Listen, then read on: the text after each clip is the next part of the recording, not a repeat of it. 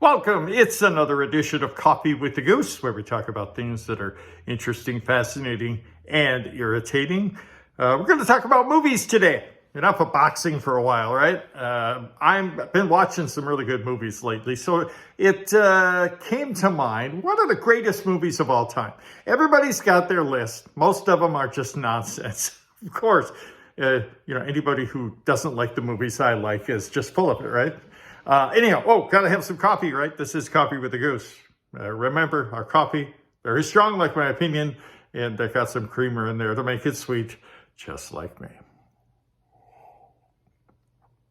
All right, the 10 is too short, 100 is too many. The 20 greatest movies of all time, according to the Goose, okay? I'm not going to list them in any particular order, but these are all great movies. I know you guys probably think I'm going to miss a few, or, there are some in there that you probably don't agree with.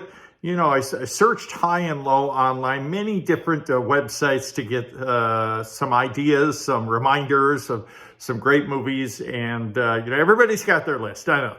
Well, I'm going to give you mine, and I want to hear from you and whether you think this is a good list or whether this is correct, or, again, whether you think I missed a few, or whether you think some of these movies aren't so great after all, okay?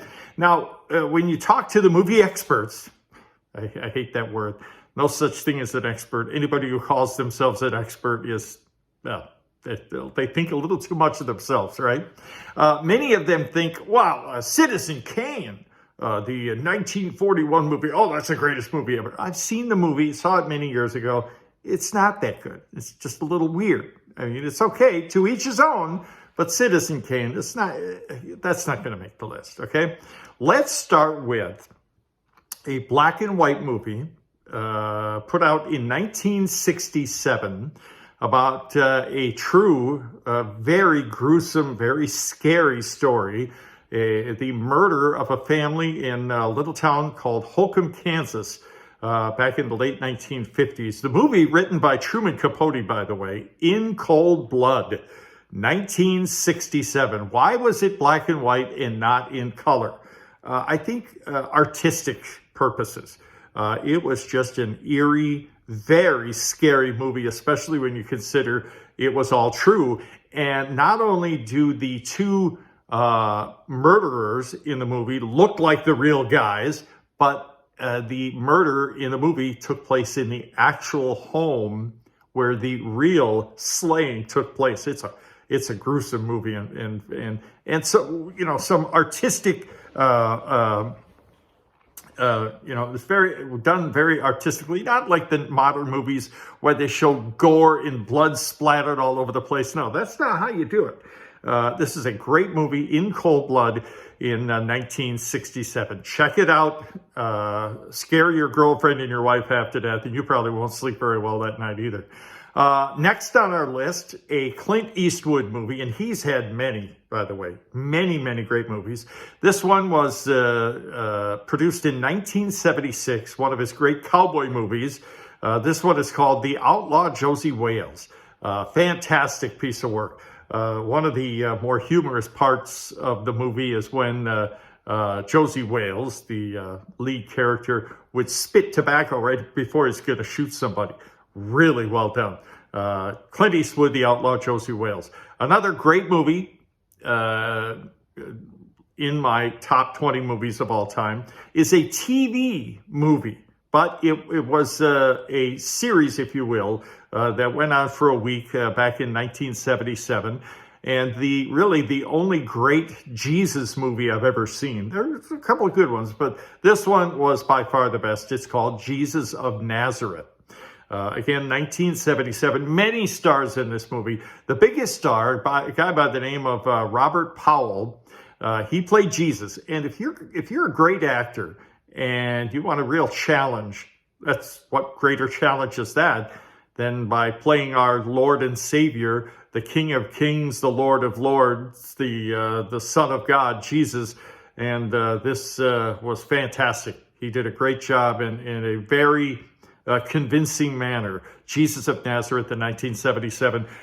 Get a lot of popcorn for this one, though. It's a 6.5-hour movie. Like I said, it was a movie series designed for TV back in 1977. Another movie with a spiritual bent was produced in 1946. Added to my list of the top 20 movies of all time. You've heard of this one. Jimmy Stewart is the big star. It's a Wonderful Life. And it's, you know, it's based in Christmas time about a guy who, all is lost. He's going to kill himself and meets his guardian angel, and it goes on from there. It's a fantastic movie. And like many of these great legendary movies, it was not popular when it was released. It's a Wonderful Life, 1946. Check it out. Save it for the Christmas time, though, okay? A great prison movie, and there've only been a couple, in my opinion. This one came out in 1967. It starred Paul Newman, and it's called Cool Hand Luke. He played a ne'er-do-well, a war veteran who liked to saw off traffic, traffic signals, on the side of the street. And he went to prison. And he's in the South, and he's in a chain gang. So it was pretty brutal. But this is a great movie. He, there's a lot of humor involved and a lot of really hard moments to watch. But a wonderful movie nonetheless. Cool Hand Luke, starring Paul Newman in 1967. You can't have a great movie, greatest of all time movie list if you don't add in The Godfather with Marlon Brando and many other great stars. A mob movie back in 1972. There were a couple of sequels, I believe, but the original was the best. The Godfather in 1972. Got a couple of really old ones. This one came out the year I was born, 1962. Mutiny on the Bounty, another Marlon Brando movie. Now, there have been two, now three, I believe. The original was, I think, in 1939. It was okay, but it pales in comparison to this one. Yes, it's in color. They did I believe they built a ship that looks just like the original, just for the movie. Mutiny on the Bounty, again, made in 1962, and depicted a real-life event. I'll spare you the details other than to say Captain Bligh, Mr. Christian is who Marlon Brando played. Captain Bligh, the evil ship captain, was a real guy. And like many English ship captains back then, the ship was his kingdom. And what he said was the law. And he not only survived the mutiny. I have a book, Mutiny on Board the HMS Bounty, and it depicts the survival story of Captain Bligh and the sailors who were set adrift by Mr. Christian. Mutiny on the Bounty, great movie, 1962, starring Marlon Brando. Another great movie, 1975, Jaws. You may have heard of that. If you've watched it, you'll know what I mean. A mechanical, computerized shark, and it was like, I think, 30 feet long. Some great special effects in this movie, 1975. Check it out. It's a very good one. Another movie that came out when I was born, the year I was born, 1962. Gregory Peck was the star. The movie was great. Harper Lee was the author of the book, To Kill a Mockingbird, but the movie was fantastic.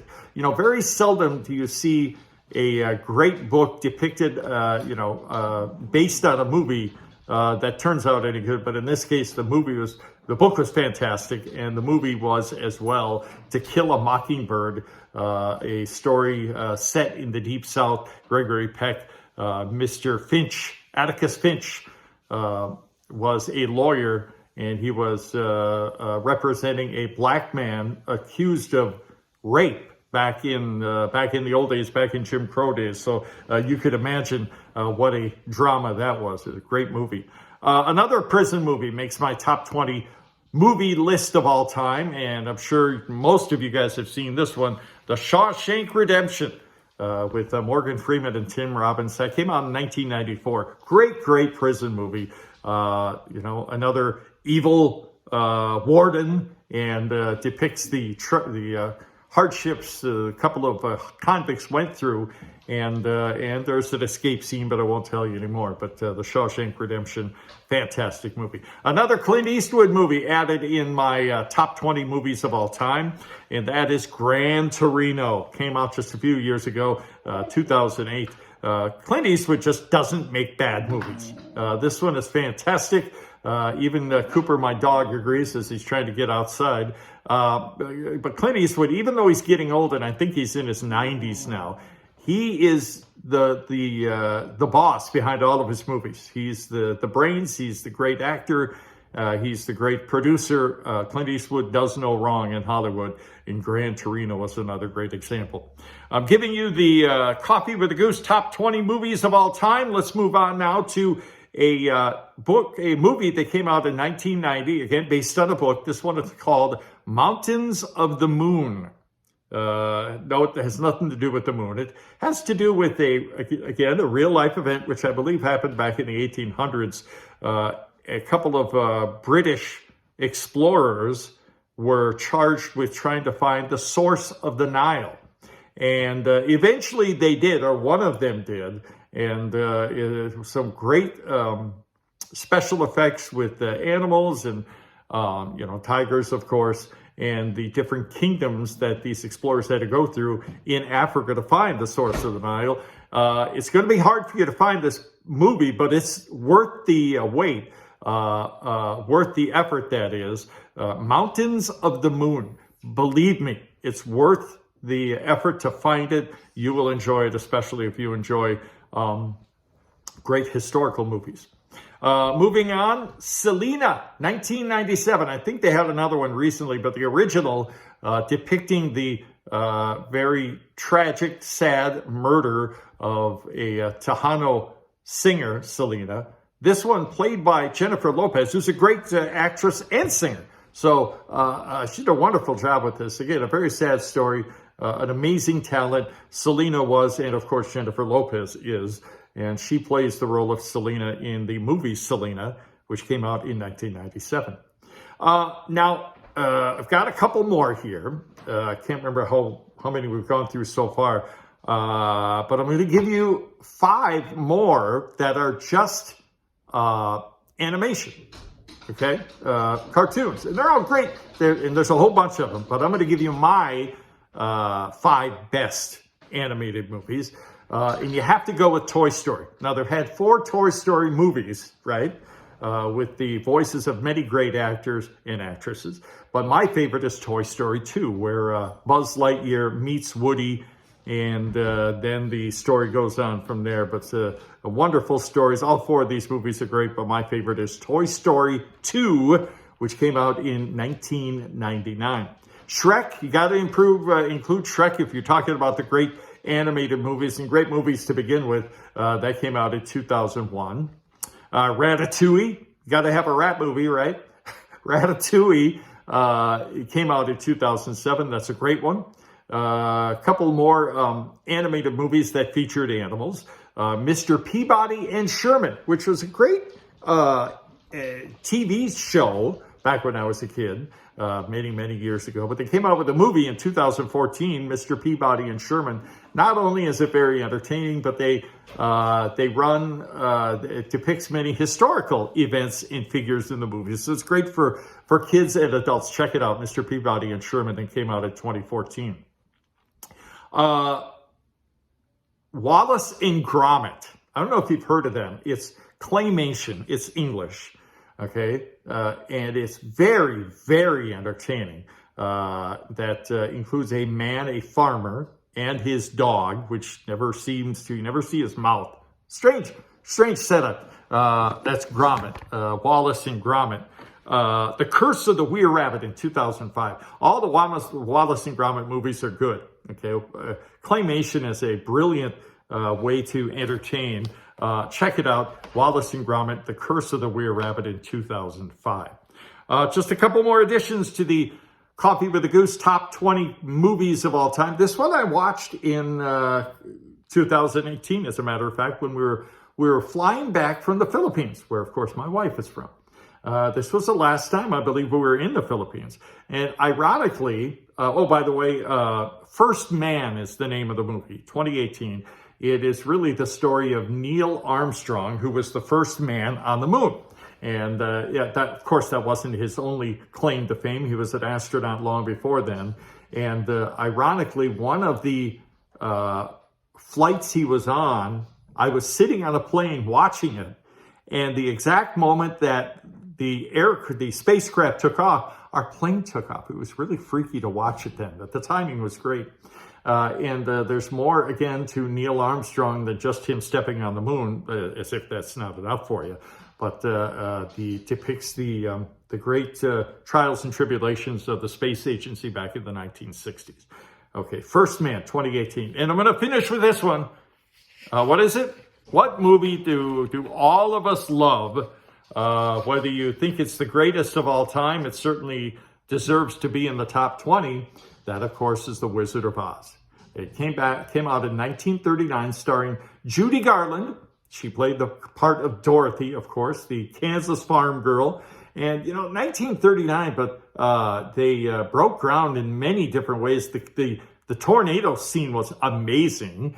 The great special effects, as well as they could do it in 1939, with the different witches and all the magic that involves witches and trees throwing apples at them. It's just crazy movie, but magical, absolutely magical. And by the way, I actually, years ago, with my kids and my wife, I went to some event here in town. I can't remember what it was. We met the last surviving member of the Wizard of Oz, one of the Munchkins. What a magical moment that was, and I was just in awe. I'll be perfectly honest with you. But The Wizard of Oz, based on a book series, I'm sure. I haven't even read the books, but the movie printed, made in 1939, one of the greatest of all time. So there you go. The top 20 movies of all time, according to the Goose.